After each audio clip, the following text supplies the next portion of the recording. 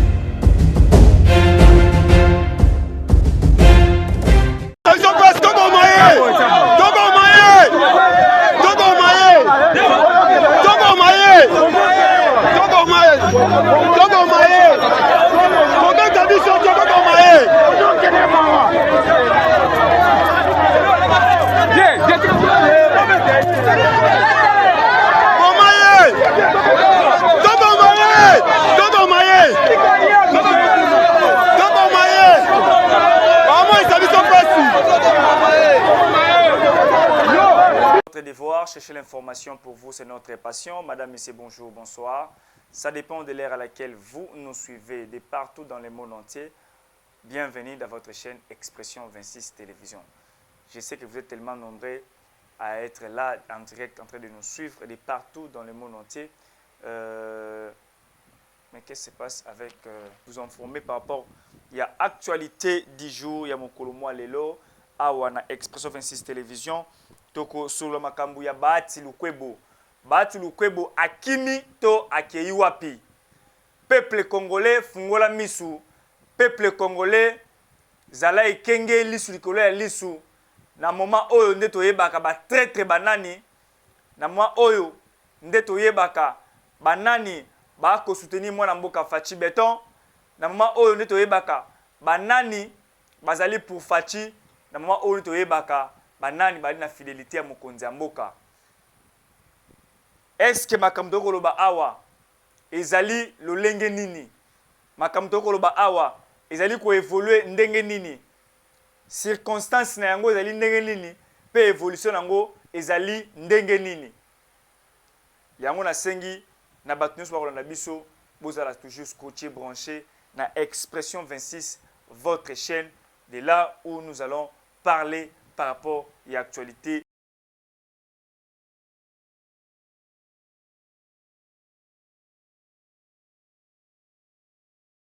Vous partagez information et vous partagez tout décortiquer les binos, information en temps réel, information, il y a solo information oyo, ils allaient vraiment information, vraie information, il y a sûr oyo, tu es coupé c'est la bino mokomwalelo par rapport à makambo otokozo awa. Trahison, les Maradona a encore frappé. Yango Tokolobela Awa. Nous allons à 3 sujets. Tu appelles le bas, on met juste 30 minutes pour une émission Mokomole. Nous avons une bino vraiment beau à scotcher brancher une émission Mokomole parce que tu as allé pour nous passer la bino d'information vraie, d'information certifiée. Premier titre de Kolobela, voyage ya Bahati Lukwebo. Nini osali Bahati Lukwebo a voyagé si rapidement. Tokopé sa ba indice. Est-ce que Bahati Lukwebo a en connivence na ba M23? Est-ce que Bahati Lukwebo pour na nini kaka la minute au Bahati Lukwebo alingi a réaliser rêve na ye topé a réaliser rendez-vous na ye o akoloba que non ça date de longtemps. Tokolobela yango awa na Expression 26 Télévision. Je crois que le son est bon, beaucoup randa biso na bokebi mingi. Tokolobela sanction américaine au bapesi na James Kabarebe na Lawrence Kanyuka au ba utiko sanctionner bango ba retomber na ngozani ni na océan M23 pe na groupe armé. Comment les États-Unis viennent de frapper fort malgré ba connivence na bango, malgré complot na bango, malgré ba ko soutenir les Rwanda, mais sanctionner un grand proche Yakagame, c'est quelque chose d'être courageux, de quelque chose où il y a Fachi à Betty Libo pour la messa pour la non trop c'est trop, il faut ici là. Yango tokolobe awa tokobeli susu information oyo bakangi Rwandais moko na aéroport ya Njili. Il y a les images, on a retiré la bino, sur la pour image, on a retiré la bino yango. Bakangi Rwandais moko na aéroport Anjili, j'ai les images par les JR. Bakangi abane ko sur la soki na banani, gloire à Dieu ba JR ba la kawana, ba cheye. Macron un traître, Macron a bloqué mise en place il y a sanctions américaines, sanctions françaises ou dans sanctions il y a Union européenne. Macron avec la France par rapport à droit de veto, bazali ko bloqué mise en place il y a sanctions contre le Rwanda. Lubero, les FARDC, en train de repousser les rebelles du M23, Kuna na Nord Kivu, ce sont des sujets d'actualité autres que le Bela. Mokumwalelo, Awana, Expresso 26 Télévision. Na seng na bino, vous s'abonnez massivement, vous partagez émission, vous likez émission, vous commentez émission, vous la pena bokebe mingi parce que information européenne c'est bino yango wana.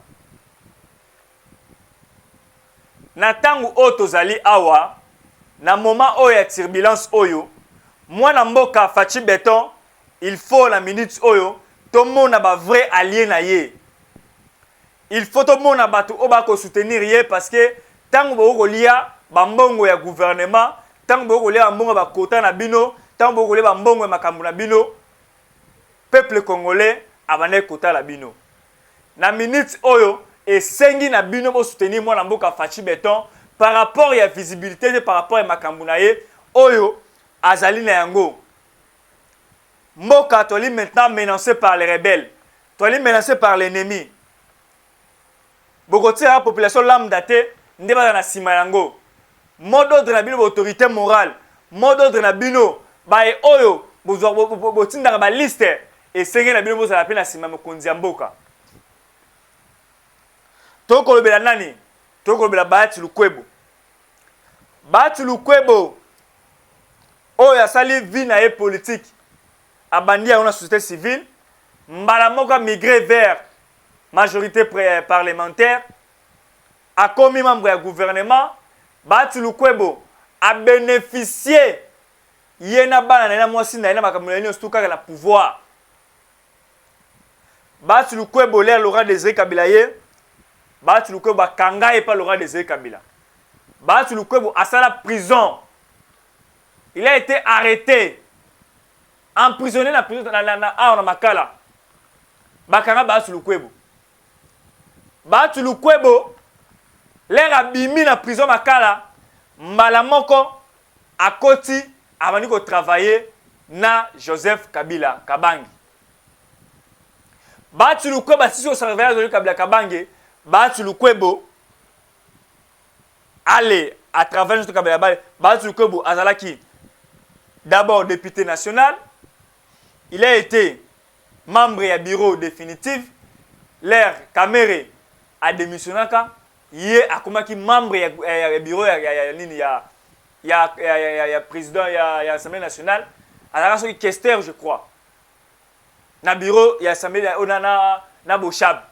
Bahati Lukwebo faisait partie du bureau de l'Assemblée nationale. Bahati Lukwebo, dans la membre du bureau de l'Assemblée nationale, là, c'est le gouvernement de Kapono. Bahati Lukwebo, ministre de l'économie. Azonga la gouvernement pendant 5 ans, ministre de l'économie.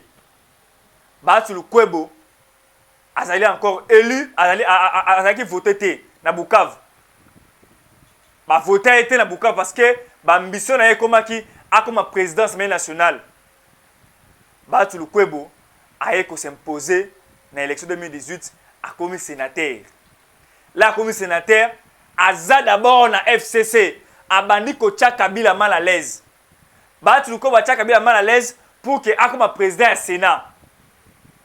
Boyi marambole kaka, ba dédoubla parti na ye, ba misu ba kenda ba nenkulu, na ba Steve Mbikai, ba zo poste ministériel, ba tia Bahati Lukwebo mpanzi. Bahati Lukwebo a quitté FCC mais azalaki kaka na majorité. Alors je quitte la plateforme FCC mais je reste AFDC et allié. Mais na kati ya gouvernement, nous sommes les gars à la recherche de la recherche à poste. Bahati Lukwebo à Longwe wana, les chefs de l'État na ba ndeko mususu na Kabund, ba ndeko luka initiative ndenge ba ko sala pour que ba créer union sacrée. Bahati Lukwebo loko à la recherche du pouvoir, yona aye ko s'encaparer à comme membre ya gouvernement. A vu quelques députés na quelques sénateurs na Zaki na Bango, va former union sacrée. Et puis de là, la carte, on a Bahati Lukwebo s'est imposé des postes. Et puis, avec s'imposer à comme président du Sénat. Pendant 3 ans, Bahati Lukwebo, président du Sénat. Bahati Lukwebo a sali ma manœuvre na ekaka. A zongi le sous na bureau à Sénat, le deuxième vice-président, il y a Sénat. Bahati Lukwebo, Kivu, kuna na site Kivu, Bukavu menacé. Bukavu menacé. Bukavu menacé, Bukavu attaqué. Bahati Lukwebo, a sali communiqué te, Bahati Lukwebo, a lobé le komorote, Bahati Lukwebo, yewana na lombango, ayeko kende, a sali le komorote, yewana na lombango, Bahati Lukwebo, a sengi, oto benga la kombo ya, a kende kosala ba soins médicaux na Belgique. À la recherche du pouvoir toujours, Bahati Lukwebo a fait cette position, a été pour la guerre au Est. Bahati Lukwebo révisé la constitution à lobé la yangote. Bahati Lukwebo, azali toujours na sima ya pouvoir. Accueilli wana azui Sama Lukonde ba pesi autorisation à voyager à Belgique na assistant na équipe na mususu bazala bango accompagner na mbongo nani na mbongo ya l'état congolais nde Bahati Lukwebo ko bénéficier na yango. Bahati Lukwebo accueilli pour 24 jours na Belgique na frais à l'état côté oyo akozala traité. Mais ngai na sali mo réflexion muke. Bahati Lukwebo va sa biloko wana abane bona quota politique. Asala point de presse munene awa pour ko annoncer que non ndenge toza boye quota politique na biso ya respecté te. Partage du gâteau ya respecté te. Et partage ya politique n'est pas équitable. Mais Bahati Lukwebo a tikala ko sala déclaration contre le M23. A tiré la déclaration contre le pouvoir, contre Rwandais. Bahati Lukwebo yewana azali kaka na sima ya pouvoir. Nanga annoncé que non il sera à Kinshasa le 25 mars. Bahati Lukwebo tombe du coup malade et quitte Kinshasa pour la Belgique pendant 24 jours. Pour possibilité de repousser encore ces jours. Bahati Lukwebo nde azana kambwana. Chers abonnés, chers internautes, vous fungola misu. Chers Congolais, fungola misu. Natan oyo nde futo yeba vrai ali ya fachi. Natan oyo nde futo yeba ba vrai batu ya fachi. Ba nani bana sima ya fachi.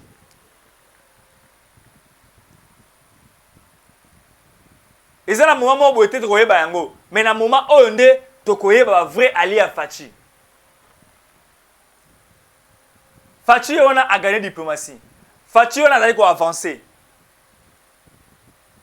Seul contre tous. Seul contre l'Union européenne. Seul contre l'OTAN.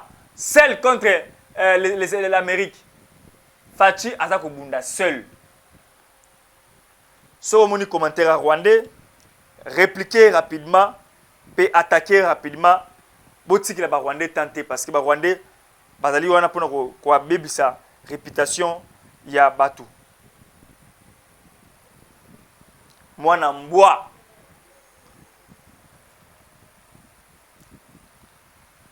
Chef de l'État Félix Antoine Tshisekedi Tshilombo a outi ko gagner diplomatie américaine. A gagné diplomatie, a outi ko convaincre maman Wagner Taïkwamba to gagner la minute oyo diplomatie. Diplomatie américaine oyo fachi abundeli utakala lelo e futi mbuma na yango ba voyage e futi. Félix Antoine Tshisekedi Tshilombo a outi ko gagner ce qu'on a minute oyo diplomatie oyo permettre biso to yeba ndenge nini ya ko évoluer calmement par rapport à masolo. L'M23 fragilisé, les Rwandais bloqués, Kagame en pleurs, en sueur, en train de pleurer. Ndenge nini makambu na ye ezaya kobeba.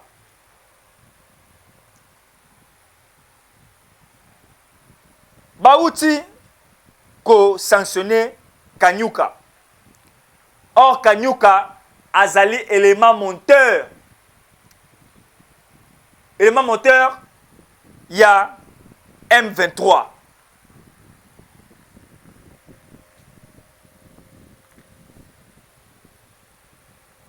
Or, Kanyuka est très important pour les quand même Corneille Nanga. Tous les amis de Corneille Nanga allaient reculer. Bachaka ika liboso na poko le colosa congolais. Mais en réalité, Corneille Nanga azali na ye patin à pamba. Ba vrai batou. On va gérer M23, c'est James Kabarebe na Laurence Kanyuka ozali communicateur topé point focal ya communication ya M23. Laurence Kanyuka azali très important na makamutali rébellion ya Est. Azali point focal ya M23 peut porter parole ya M23 oyo après sa information ya M23. Laurence Kanyuka azali na 4 entreprises minières. Elle est basée en France, elle est basée à Kinshasa, elle est basée à Goma, elle est basée aux États-Unis d'Amérique. Kanyuka azali moto ali na stratégie avant ici stratégie à M23 sur le plan lobbying américain, sur le plan lobbying européen.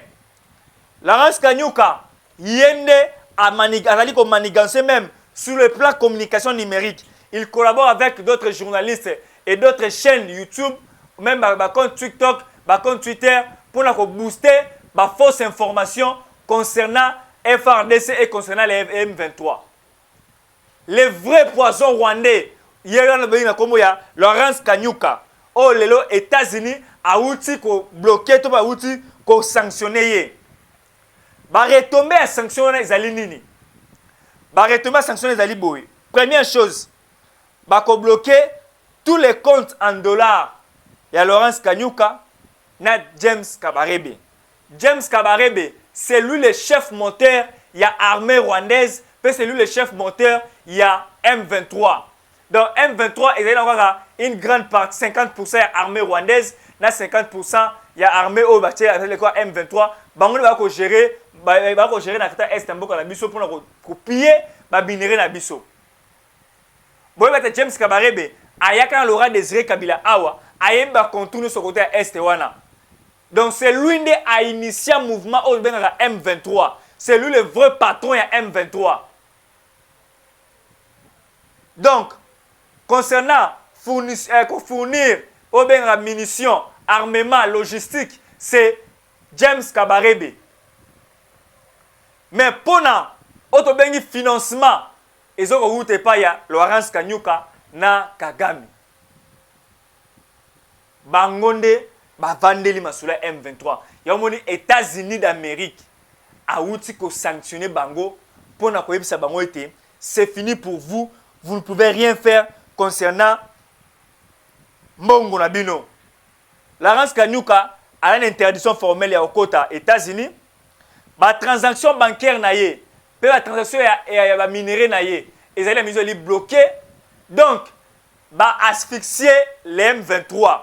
La ministre M23 a fixé parce que à cause de la possibilité il y a qu'on rejoindre topé à cause de la qu'on fout à la soldat topé à cause de la munition elle est totalement bloquée. Même ses voyages vers les États-Unis sont bloqués. Il est coincé actuellement. Donc il sera vidé de ses poches par rapport à la finance et qu'on a vidé et puis on a un problème makasi pour la koyeba neni ya kosa makambu o esengeli kuna na SMBO Canabiso. Donc, c'est une grande victoire pour la RDC, c'est une grande victoire pour les Congo. Fachi a encore gagné, Fachi a encore frappé, Fachi a encore fait des choses au-delà de Kanissa. Voilà pourquoi tu bêtes Fachi Maboko. Voilà pourquoi tu le dis bravo Fachi, tu le dis bravo Mukwantombolo, tu le dis bravo. Les choses doivent évoluer, les choses doivent changer, les choses doivent être élevées au-delà de la haute Kanissa.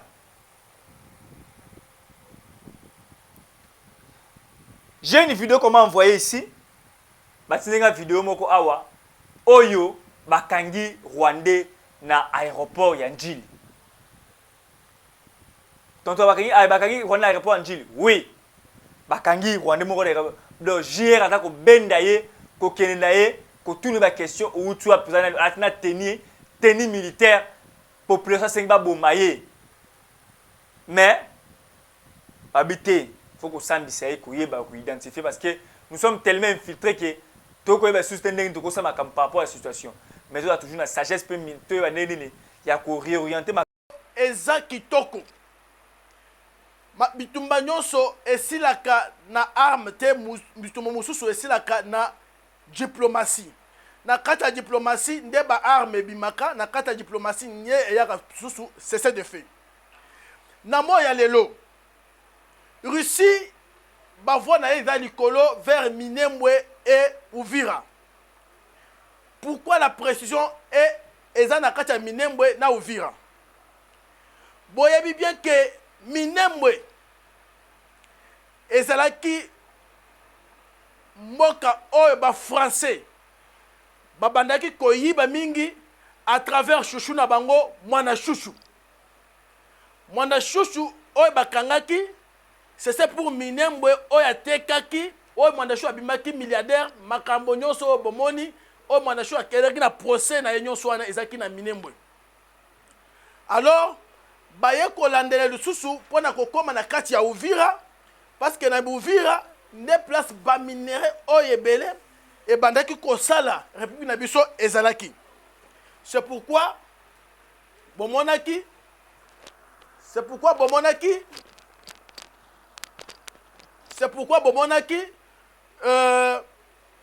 makambo ebele elekaki na kati ya procès oya mwana chouchou et créaki ba problème très sérieux. Mais à autozolo bawa la Russie est engagée ya ko signer bakoro ya sika bomonaki madame Wazalendo Kayukwamba Thérèse oyo azalaki en face ya ministre ya défense ya Russie pona ke ba signer bakoro ya sika. Et accord wana esalamaki na lumbango tango tozoba na moya lelo irisi atelemisi ya nyonso likolo. Alors pona nini na moya lelo tozobisa bino lisusu la République de Tchad basoda na ye baza na kati ya République démocratique du Congo pona accompagner FARDC na biso NE Wazalendo.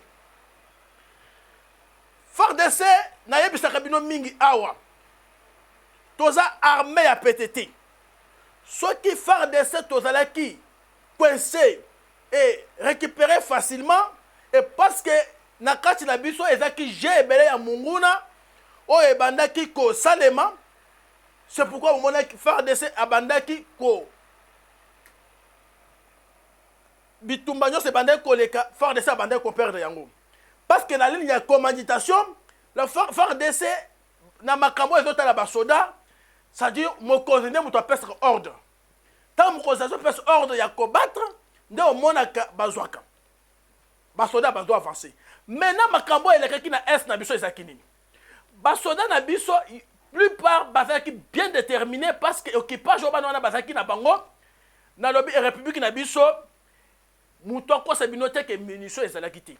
Mutoko se binote que oh tozaki na ba gilet na biso pour protéger basoda na biso te.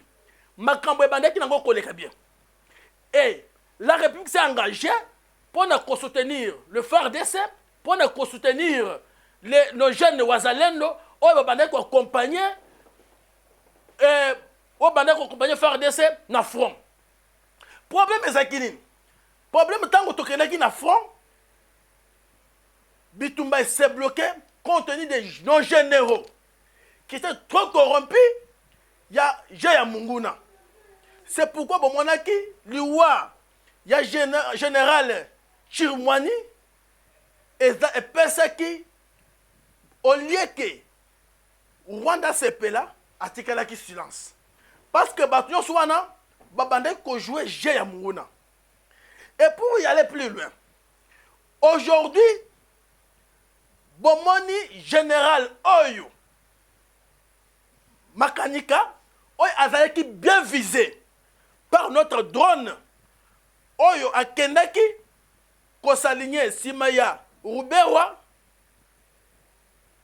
na Banyamulenge pona ke akote na jeune bango pona kobunisa République démocratique du Congo na biso et kozwa je ya ba téléphone par-ci par-là pona kobanda kopesa ba plan facile ya kobattre nango FARDC na biso. FARDC na biso bana wana bazaki bien déterminés. Nos jeunes, nos militaires étaient bien déterminés. Mais les jeux au bateau wana basalaki, c'est pourquoi moi qui ba général de wana belé tango ba kimaki musu basonga ki Rwanda, musu ba yambaki bango na Uganda.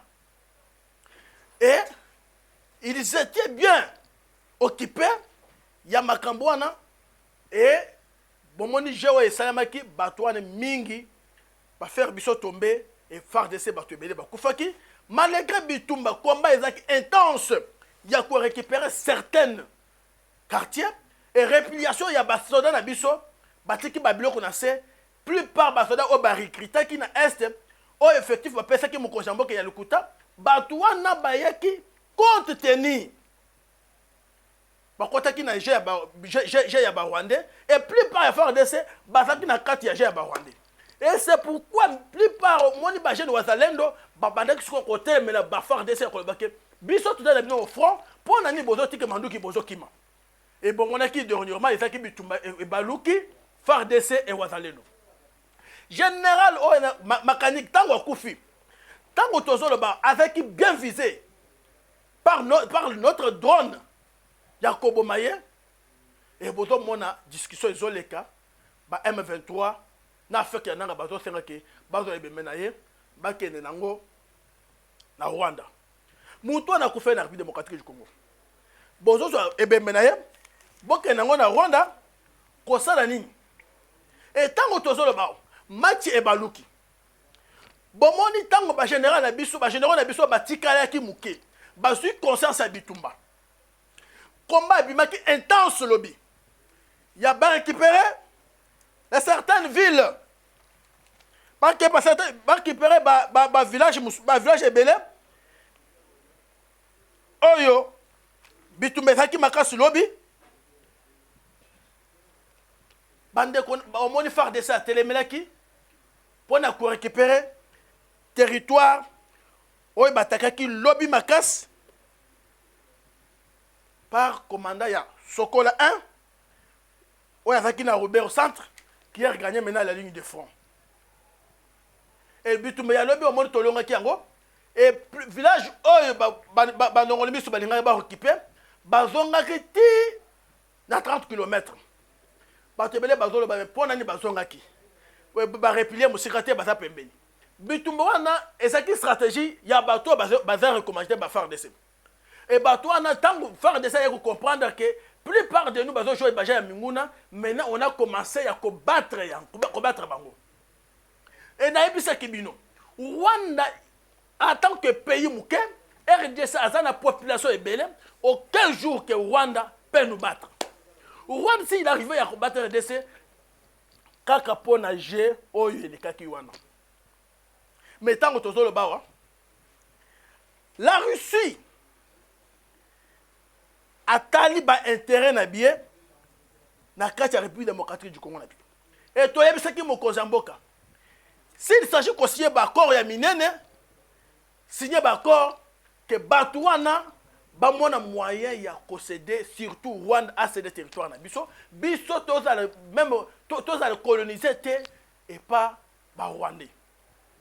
Et comme les gardiens de l'intégrité et la souveraineté de la République démocratique du Congo, Félix Antoine Tshilombo Tshisekedi qui a refusé carrément dialogue direct avec M23 par Rwanda et avec des Nanga et leur complice Joseph Kabila Kazembere. Alors, tant que tu as le ao, makambo ezokende nango bien. Parce que Russie, bon mon ministre na biso kayu kwamba a telemi a biso mukozamboka, maintenant le chef n'a pas dit que tu n'es pas seul. Nous sommes déterminés pour sauver notre République parce que le peuple congolais compte sur vous, ainsi que les garants de la nation. Un chef l'a dit, je dois faire tout pour mettre la paix à l'est du pays et toute étendue de la République démocratique du Congo. Et nous, le peuple congolais, tous convaincus et tous déterminés à accompagner Mokonzi Mboka et accompagner les FARDC et le Wazalendo. Et quand Tobo et Kokot Naje ya Munguna, Siko Munguna utilisé parce que arme stratégique na ye nyonso. A Obomoni, marche comme Kobaluko. Et FARDC maintenant monte en puissance. Tant que Tozo le banamo ya lelo. République de Tchad qui renforce maintenant la République démocratique du Congo. Et Bomonique Nabutu, la République démocratique du Congo s'est préparée maintenant. Awa Mutoki Mathieu Bitumba Sikoyo et Komi Makasi. Dans le Bible, cette émission, Makambo est bien. Communiqué, il y a FARDC. Dans le Bukavu. FARDC a ébissi peuple congolais. Côté où biso tu es répilié, bino bobi manamboka. Bolande biso ba côté où biso tu es répilié. Parce que comme on a demandé cesser de faire, ce maintenant, nous allons revendiquer. Et autre nous sur le terrain, c'est-à-dire c'est un Rwandais qui est venu s'installer à Bukavu. Parce que nous voulons faire maintenant les réponses rigoureuses que dit le chef de l'État. Et alors, nous avons à Bukavu. Tout le monde a Munguna.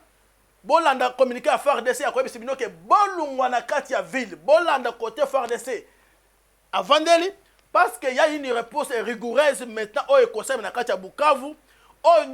Ça c'est Écossais. Parce que Kokota Pamba, il y a M23 bar Rwanda, affaire qui y a Nanga bar Kabila, commanditaire, Batubakou fait plus de 4000 personnes Kokota Bango ya Pamba. Et alors, c'est pourquoi les forces s'est déterminé que Bolungwa, parce que nous voulons faire maintenant le bras de fer de récupérer notre territoire et notre souveraineté. Banamboka, oy bazana bandeko na bango na Bukavu, boyebisa bango, c'est à maintenant, il y a tout répulié. Parce que FARDC a commis ce qu'on éliminer batu oy nyonso bazana kineti aza ennemi à Congo. Et riposte maintenant ils est rigoureuse. Chef de l'État a mis tous les moyens en jeu pour l'intégrité de Mboka Nabiso et que Namboko ya Rwanda. Et chef, il a resté catégorique pour y refuser le dialogue de Rwanda. Oye bazoluka ko balekaniser Mboka Nabiso, oye bazoluka ko kote d'infiltration na kati armée Nabiso pendant que bango baza nombreux déjà na kati ya armée Nabiso. Alors, à Otozolo Bawa, Makambo eza minene. Chef général, chef d'état-major Sokola 1, tant que Otozolo Bawa a déjà la ligne de front, pour vendre le Sikoyo, Munguna Oyalinga qui a avancé. Toye Bissaibino, 1997 n'est pas égal à 2025. Président Tshisekedi, même à Mindel Oyo, ils ont trouvé un aventurier tout fait. Nanga, c'est toi qui as programmé Tshisekedi en tant que président de la République. Comment aujourd'hui tu refuses d'être en face de Tshisekedi et tu deviens maintenant un rebelle contre Tshisekedi? C'est-à-dire qu'ils ont confirmé que la République démocratique du Congo, ils n'ont pas sérieux. Compte tenu que Baza allié facilement à Munguna pour Abongisa et pour Bunsamboka. À Otozolo Bawa, il y a une accusation forte. Il y a États-Unis, ils ont accusé le groupe militaire destiné à l'Ukraine pour bar Rwanda, na makambo basali, il y a des minéraux banda koyiba pour na côté que l'Ukraine, pour na sala manduki ya kobundisa. Et ba compter que France a bimisé qui ba millions ebelé. Et c'est pourquoi France a nagé à Munguna pour la République démocratique du Congo. Et Bomoni Sikoyo, match Ezo Baluka, Et aujourd'hui, les États-Unis, ils n'acceptent pas Bajewana Lissous. Alors, je suis maintenant prêt. Bon, il y a une réunion du Conseil de sécurité au Yokotaki Lobby. Tant que ministre Thérèse Kayikwamba, notre Ouazalène, tant qu'on a parole, la dame a dit clairement combien de fois où nous sommes ici pour na kolobaka makambo moko moko oyo bino bozozwa intervention te pour na côté de sa hémorragie wana. C'est tant que tout le monde sikoyo envoyé spécial il y a États-Unis azui maloba ya koloba alimeja toi Kagame na mumbondo na yo tozo peso mikolo ya kokonte olungwa na sol congolais bozonga bisika bouti tokoza to vandi awa po to vendre le kabino et tozo senga cesser de fait et bozo bandela lisusu. Alors elokwana tango ba pays oyo to ba dessus un monde et yoki yango na revendication ya madame Thérèse Kayikwamba bayokaki kanda makasi. Et tango tozo lo bawa Moscou a Télémi. Moscou a Télémi pe alobi awa il faut to côté na kati bitum oyo si que le Rwanda il n'accepte pas ya kozo que c'est moko na yesibo. Bon monaki que diplomatie ezo bete melikolo mais to mona kasi wana ba infiltrer batalaki mingi. Mais makambo ezo kende nango bien. Makambo ezo kende bien parce que tango tozo le bao. Mokonzi ya mboka selon demande ya ba député Moussous na ba ministre Moussous. Par le bi président biso tomona mokonzi ya EAC. La fois passée sur les fautes du président Kabila. Je vous en avais parlé. C'était une tactique de promouvoir l'ennemi et lui confier toute l'armée. Quand dans ta maison, tu sais, chez nous les Bantous, ceux qui ont vécu en ville, ils ne le savent pas. Chez nous les Bantous, chaque homme est dans sa case, il a une lance. Tu ne peux pas dormir sans lance. Quand un animal vient vous agresser, papa. Maintenant, un ennemi t'arrache l'armée d'un pays. Celui qui devient le vrai commandant. Tous les postes stratégiques, c'est lui. Vous avez donné à l'ennemi pendant la journée, pas pendant la nuit. Êtes-vous congolais? On a dit que Kabila avait livré l'armée congolaise. Je te dis que tous les généraux Maï qui font face au Rwanda, hein, il les a amenés tous ici en exil. Et ils sont toujours ici. Les Padiri, les Nakabaka, les Safari, sont nombreux. Kabila pouvait le faire pour quel intérêt? Et il a envoyé les Tutsis là-bas, les Tutsis là-bas. Ah, il a pris les Tutsis là. 24 généraux, si je ne me trompe pas de chiffres. Il les a remplacés. Non, il les a nommés, il ne les plaçait qu'en fonction à l'est du pays. Et les Maï ont été envoyés en exil. J'ai l'impression, ils ont été rappelés ici, sans fonction. Et ils sont toujours là, sans fonction. Toi, tu vas te battre contre le Rwandais sans l'armée de Maï. Tu vas plutôt t'occuper de ceux de Chege. C'est que Rwanda cocotte même dans le désert. Vous voulez dire que Kabila a favorisé l'infiltration, Kabila a rendu l'armée faible, Kabila a donné plus de la force aux Rwandais d'avoir suffisamment de postes dans notre armée. Ou bien à leur complice. Ou bien à leur complice. Moi, la fois passée, je l'ai dit dans l'émission. Comment toi aussi tu oublies si vite? Si, je n'oublie pas. Tu as une mémoire, une mémoire rebelle. Ce n'est pas le cas, je vous pose deux questions. Je t'avais dit la fois passée que en Israël, il y a aussi des Arabes. Ok? Ils sont au Parlement. En Israël. Le Knesset. Mais l'Israël ne peut pas prendre ses officiers arabes, les nommer à la frontière avec la Palestine. Impossible. Impossible. Oh, région militaire. Oh, zone de défense. Oh, nini. Arabe. Oh, Bautina Israël. Lukutana yo. Arabe wana ba officier wana ba kobaluka yo. Comment résoudre les erreurs de Kabila aujourd'hui? Je crois qu'il faut les états généraux de l'armée. faut les états généraux de l'armée. Qui va consister en quoi? Nous devons faire l'autopsie.